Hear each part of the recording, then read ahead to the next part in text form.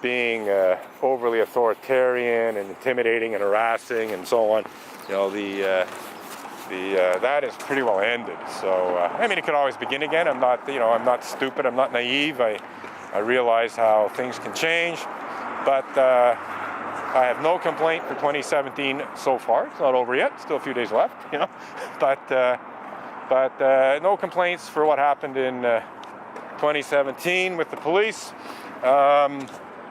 I do basically think that the one intervention in 2016 was an attempt to intimidate me in ending the protest. So I can't approve of that. But yeah, 2014, 2015, really, I can't think of anything to complain about in terms of the actual interventions here. I can complain about the fact that the detective at Station 11 refused to bring assault charges against Margot Ellis. That bothers me just a little bit. But other than that, in terms of the actual interventions, I really don't have anything to complain about.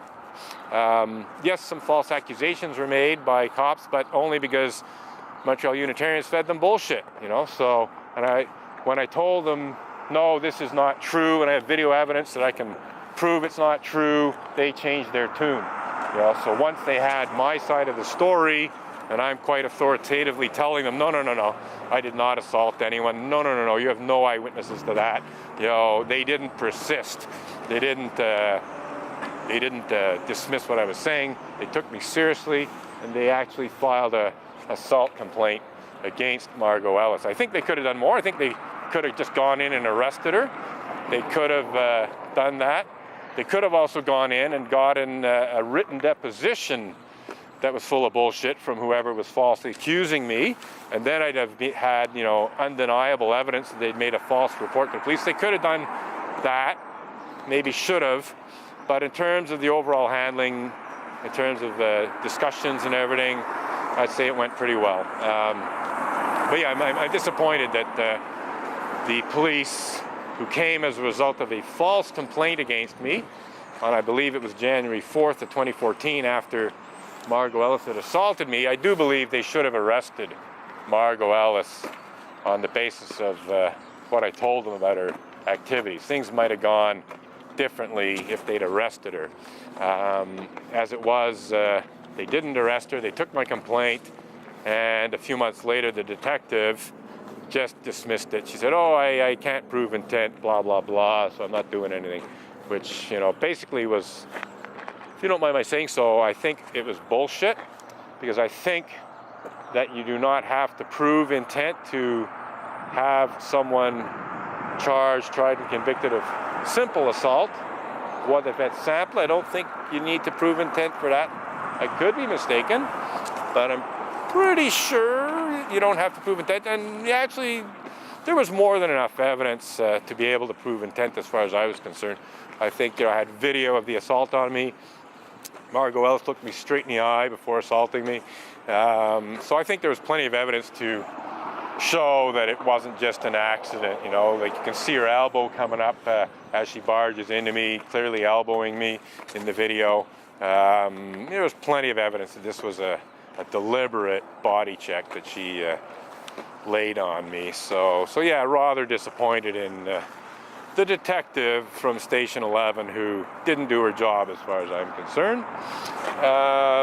Anyhow, let's just see what the time is. I think we're more or less done. We got 21 minutes. We'll let another half hour go. We'll run out the clock a little bit.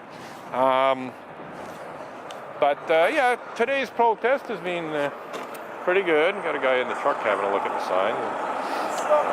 What? I know all of that. Oh yeah? Same thing, you're right. Same thing as the Catholics. So here's this truck. I am so glad I stuck around. I'm so glad I didn't stop running the camera. So this truck driver sees my picket signs, and I'll show you what he's seeing. He's seeing unsafe sect, which hints at sexual abuse, obviously. And he's seeing Unitarian Universalist perversion of justice sucks you. And he's saying yeah, I agree with that, you know. And he said it's the same thing as the Roman Catholic Church. And he's right. He's absolutely right. Unitarian Universalists are just as bad at trying to cover up and hide clergy abuse as the Roman Catholic Church is. They don't have as much clergy abuse because there's far, far fewer of them. There are more Roman Catholic priests in the world than there are Unitarian Universalists, period. Like all of Unitarian Universalism, like all of the membership in the world probably does not exceed 300,000 people maximum. There's approximately 400,000 Roman Catholic priests in the world. So obviously there's going to be fewer cases of pedophilia and rape and other clergy sexual abuse. You know, we go to the lower levels of it. It's ministers having affairs with congregants' wives and using their congregations as harems and so on. Oh, look, we're talking about image-cherishing ministers, yeah. So anyhow, the guy's right. Unitarian Universalists, when it comes to perversion of justice, to try to, you know, deny clergy abuse and to cover up and hide clergy abuse, they're just as bad as Catholics. I could even argue that they're worse. I never heard of the Roman Catholic Church ever falsely accusing a person of blasphemy for criticizing pedophilia and rape committed by Roman Catholic ministers. I don't remember the Roman Catholic Church ever doing that. So I would say that the Unitarian Universalist Association, in falsely accusing me of the criminal act of blasphemous libel in legal bullying intended to conceal such despicable crimes as pedophilia and rape committed by certain Unitarian Universalist ministers, such as Reverend Mac Wallace Mitchell, to name but one of them, because there certainly are others. And then there's the Sunday school teachers, which they didn't even mention.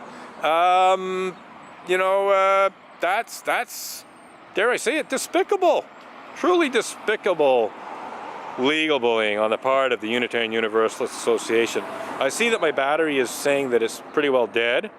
I see that we're coming up to 25 minutes of recording time out of a maximum of 30 minutes of recording time.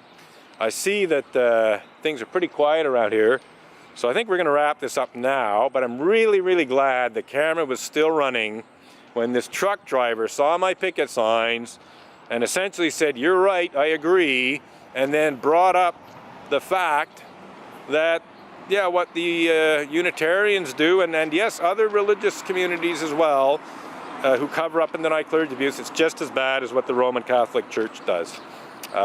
So he's not the first to make that point, by the way. Other people have made that point.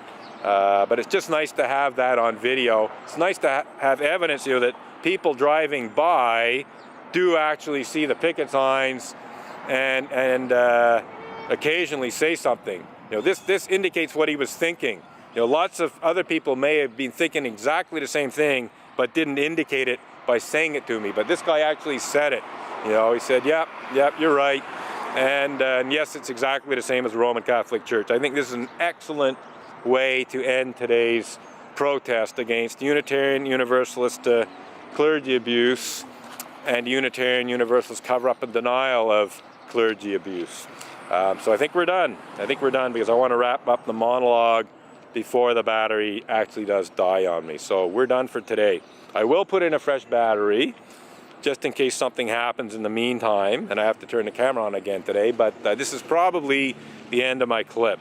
So this is my final clip, unless something happens in the meantime, for December 3rd of 2017, which is just over 5 years and 6 months since the Unitarian Universalist Association falsely accused me of blasphemous libel, and it's almost 3 years since Sue Montgomery falsely accused me of libel for tweeting and blogging about her complicity in Unitarian Universalist clergy abuse cover-up and denial efforts. So, a bit of an anniversary here today.